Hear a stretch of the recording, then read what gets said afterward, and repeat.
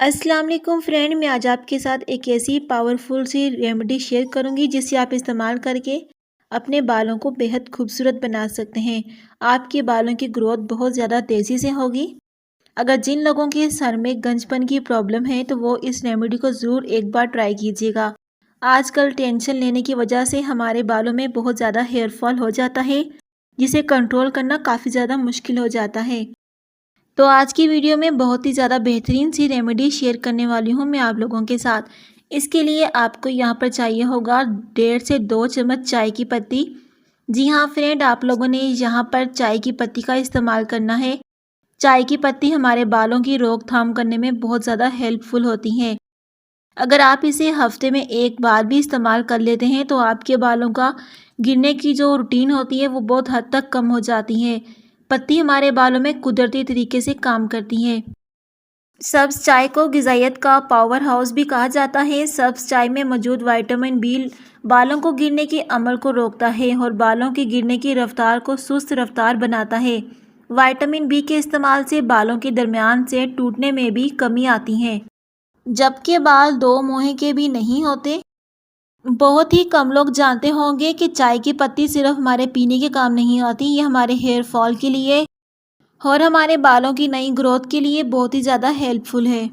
इस रेमेडी को तैयार करना बहुत ही ज़्यादा आसान है। तो हम यहाँ पर एक बड़ा सा बर्तन ले लेंगे, उसमें हम 1 से या 1.5 कप के बराबर इसमें पानी डाल देंगे। आपने यहाँ पर पानी की मिकदार को ज़्यादा भी कर सकते हैं और यहाँ पर हम 1.5 से 2 चम्मच पत्ती के ले लेंगे। आपने पहले इसे भिगोकर रखना है 10 से 15 मिनट के लिए, ताकि इसका कलर पानी में अच्छी तरह आ जाए। फिर आप इसे एक स्पून की मदद से इसे अच्छी तरह पानी में मिक्स कर लें। आपने यहाँ पर पानी को मिक्स करने के बाद इसे 10 से 15 मिनट के लिए इस तरह ही छोड़ देना है। इसके बाद हम अपनी रेमेडी को शुरू करते हैं। जब आपने इसे इस्तेमाल करना हो तभी आपने इस रेमेडी को बनाकर इस्तेमाल करना है। यहाँ पर पत्ती को भिगोए हुए 10 से 12 मिनट हो चुके थे। अब हम आपको बताते हैं कि आपने आगे क्या करना होगा।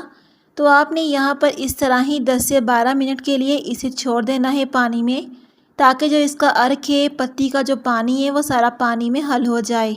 जिन लोगों के बाल वक्त से पहले सफ़ेद हो जाते हैं, अगर वो इस पत्ती को बालों में इस्तेमाल करेंगे तो उनके बाल काले होना शुरू हो जाएंगे।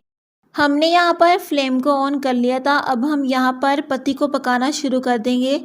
तो आप लोगों ने पत्ती को इतना पकाना है कि ये 3 से 4 मिनट तक पक जाए। अगर आपने इसमें पानी डालना होगा तो आप इसमें थोड़ा सा पानी और डाल सकते हैं। मैंने वही पानी डाला है जिस पानी में मैंने पत्ती को भिगो कर रखा है। अब मैं यहाँ पर इसे 3 से 4 मिनट के लिए पानी में पका लूँगी। आपने फ्लेम की आग को तेज़ कर देना है ताकि जो इसका अर्क है वो सारा पानी में आ जाए। इसके बाद हम इसको छान लेंगे। हमें इसका अर्क ही चाहिए, यही अर्क हमारे बालों के लिए बहुत ही ज़्यादा अहम होगा। पकते हुए पानी में तो आप इसमें आधा चम्मच हल्दी का शामिल कर दें। जब पानी पकता हो, खूब अच्छी तरह उसमें बबल्स आ गए हों, तो आप इसमें हाफ़ टेबल स्पून इसमें हल्दी का शामिल कर दें। हल्दी हमारे बालों के लिए बहुत ही ज़्यादा फ़ायदेमंद होगी। जब पत्ती और हल्दी एक साथ मिक्स हो जाएंगे तो ये हमारे बालों को फ़ौरन से कंट्रोल करती है, हमारे बालों के हेयर फॉल के लिए। तो जिन लोगों के बालों में गंजपन आ गया है तो वो इसको लाजमी इस्तेमाल करें। यहाँ पर पत्ती का पानी पक चुका था तो मैं यहाँ पर एक साफ़ सा प्यारा सा प्याला लूँगी। तो इसमें हम इसको छान लेंगे। पहले आप इसे ठंडा कर लें, इसके बाद आप इसे स्ट्रेनर की मदद से आप इसे छान लें। यहाँ पर हमने 10 से 15 मिनट के लिए इसे छोड़ देना है पकाने के बाद। जब ये हल्का सा नीम गर्म हो जाए तब आप इसे छान कर रख दें।